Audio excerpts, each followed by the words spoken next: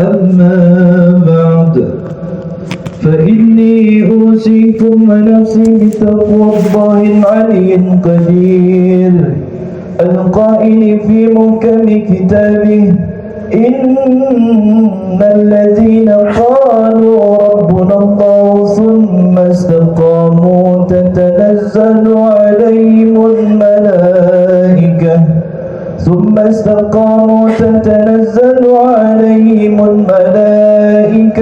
ألا تخافوا ولا تحزنوا وأبشروا بالجنة التي كنتم توعدون. صدق الله العلي العظيم. Ma'asyiral muslimin, sidang Jumat yang dirahmati Allah Subhanahu wa taala. Marilah kita senantiasa memanjatkan puja dan puji syukur kehadirat Allah Subhanahu wa taala atas segala limpahan rahmat serta taufik wal hidayah yang telah kita dapatkan pada hari ini. Begitu juga berjuta kenikmatan yang Allah berikan kepada kita.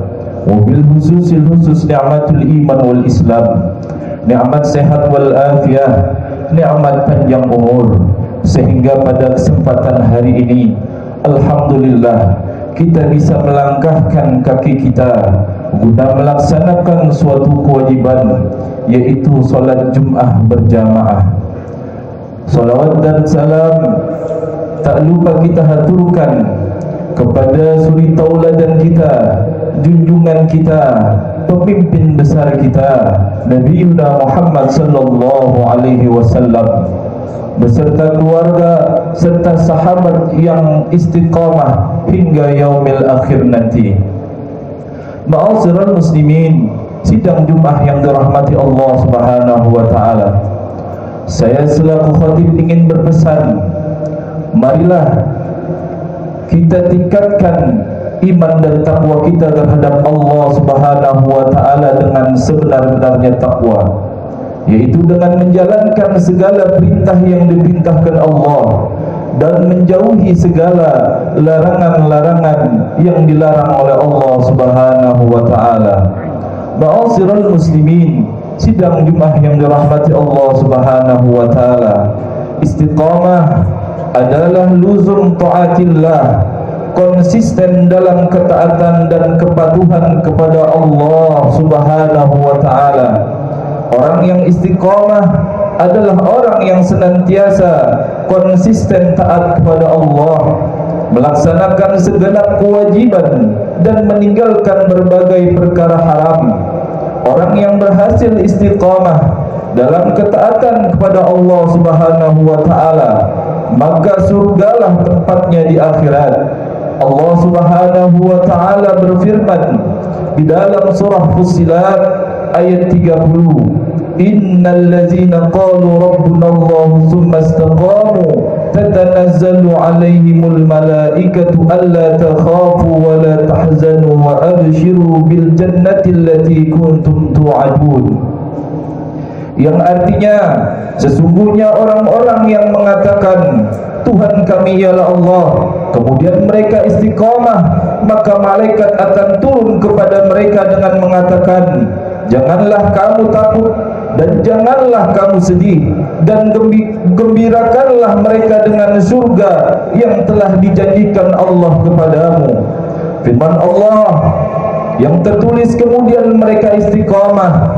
Dalam ayat tersebut, menurut sahabat Abu Bakar bermakna mereka tidak menyekutukan Allah dengan sesuatu apapun.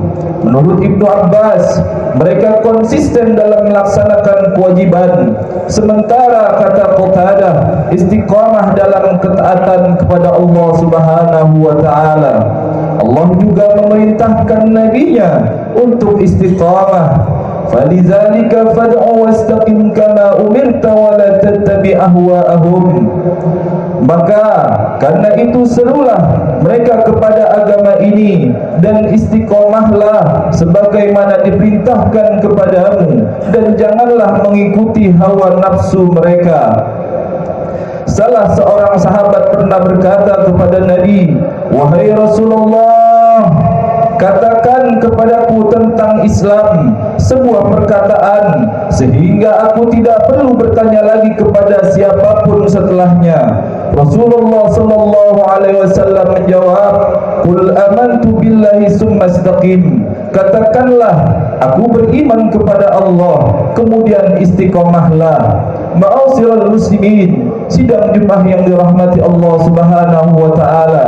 Istiqamah adalah salah satu tonggak yang sangat penting bagi sebuah bangsa atau umat agar bisa berjaya menempati posisi yang mulia dan memimpin lajunya peradaban dunia.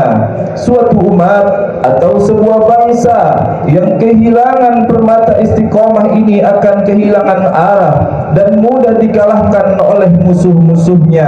Karena dengan hilangnya istiqamah, moral akan rusak, perbuatan keji dan hina akan menyebar, kerusakan akan merajalela, kekacauan akan merata, dan umat akan dihantui oleh rasa hasud, dengki dan permusuhan. Sebaliknya, istiqamah akan memberikan buah yang manis di tengah-tengah umat yang berpegang teguh dengannya. Seorang warga atau individu yang istiqamah akan hidup tenang, damai, taat dan tunduk kepada Allah, tidak menyakiti orang lain, bersabar ketika disakiti orang lain, selalu berperan serta dalam melakukan perbaikan-perbaikan di tengah masyarakat dan membimbing orang yang tersesat ke jalan yang benar. Ma'asyiral muslimin, sidang Jumat yang dirahmati Allah Subhanahu wa taala.